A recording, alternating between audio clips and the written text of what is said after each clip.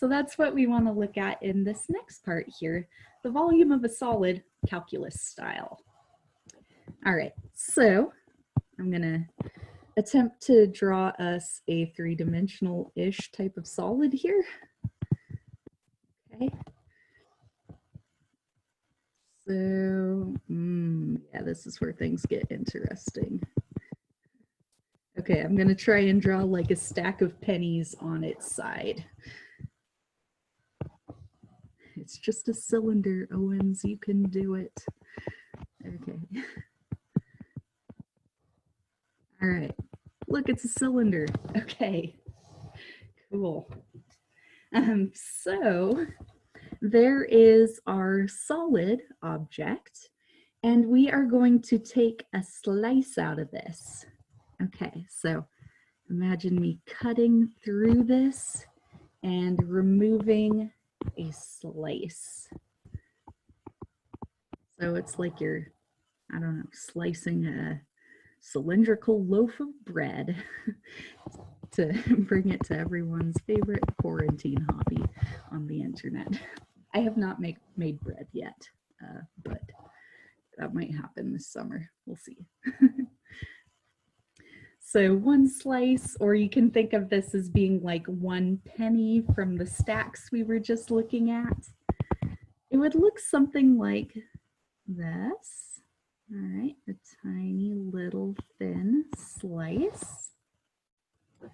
Okay, and that slice would have a certain radius associated with it. And it also has a certain thickness associated with it.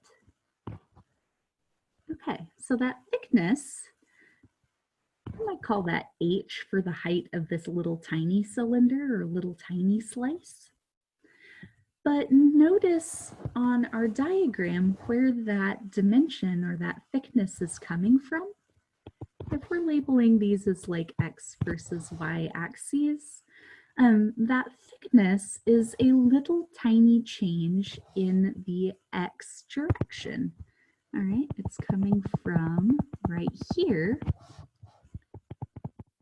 where that little slice is being taken. And so the thickness of this H, we could just say is a little change in X, okay? And then we're gonna add up a whole lot of those little slices to cover the full distance that we need to cover along the X-axis to make this full solid tube, or this full solid cylinder there.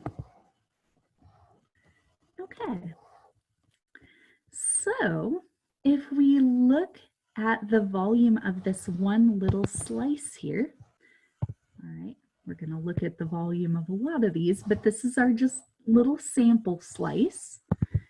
If we want to find the volume of this, volume of the slice, all right, we could say that that is a little delta V because it's not the full volume of this big object. It's just a little change from one little slice.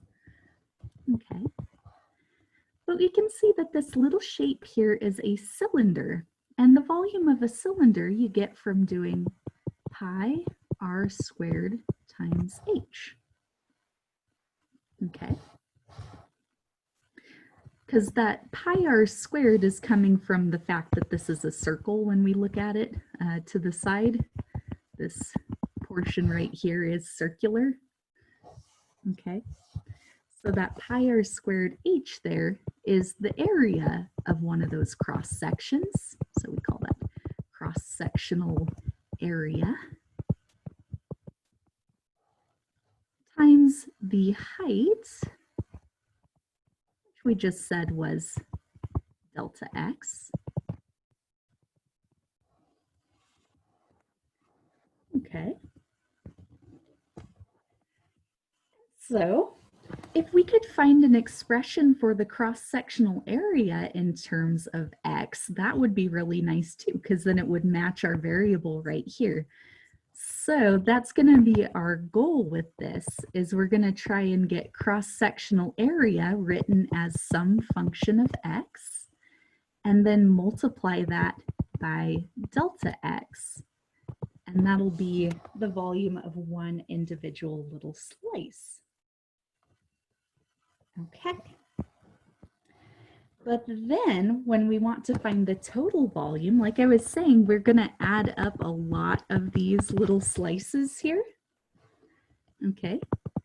And so, you know, if there was a finite countable number of slices, well, if those slices were uniform enough, maybe we could get the total volume. But in general, to make sure we're truly accurate with the total volume, when we get more complicated looking functions, we're going to need to add up an infinite number of slices. Just like when we were trying to find the total area under a curve, we had to add up an infinite number of rectangles. It's like that, but now in 3 dimensions. So for total volume,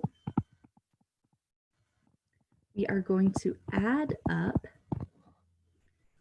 an infinite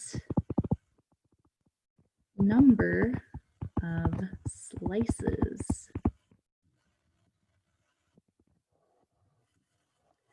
Okay, so volume is going to look like the limit as n goes to infinity, where n is going to be our number of slices, and we are adding up from k equals 1 to n the individual volumes of those little things. So the delta V for each slice.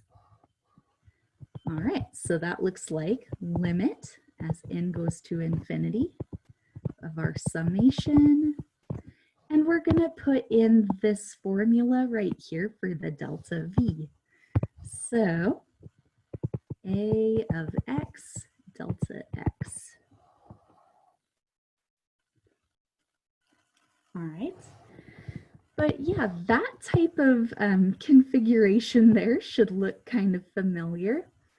This is a Riemann sum setup, the limit of a Riemann sum as n goes to infinity. So this is going to turn into an integral for us. So for total volume, we're just going to use an integral. No need to hassle with the Riemann sum, by the way. We're just going to integrate. But it'll be the integral from a to b, where those are the boundaries of your solid. And you're going to integrate that area function with respect to x,